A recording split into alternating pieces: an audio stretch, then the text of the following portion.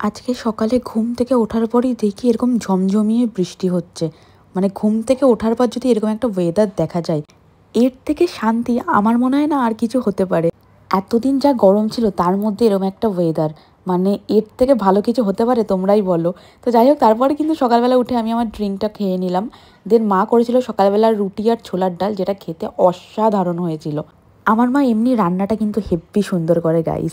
তো যাই হোক, এখানে কিন্তু রুটি ছোলার ডাল খেয়ে আমি ছাদে চলে গেছিলাম একটু ওয়েদারটা বাইরে থেকে অনুভব করার জন্য। ঘরের মধ্যে থেকে এরকম ওয়েদার ভালো লাগে নাকি দেখতে? তাই কিন্তু আমি ছাদে চলে গেছিলাম, আর ছাদে গিয়ে দেখি কাকিও দাঁড়িয়ে আছে।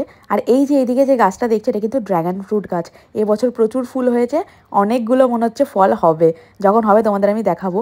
আর এইদিকে ওয়েদারটা দেখো, জাস্ট অসম, মানে এরকম ওয়েদার দেখাই যায় না। আর এই ওয়েদারে যদি বাড়িতে খিচুড়ি না হয়, তাহলে এই ওয়েদারের কোনো মানে হয় না। এটা আমরা সব বাঙালিরা বুঝি। আর আমাদের বাড়িতেও সেদিনকে খিচুড়ি হয়েছিল। তো দেখা হচ্ছে তোমার সাথে নেক্সট ভিডিওতে। টাটা।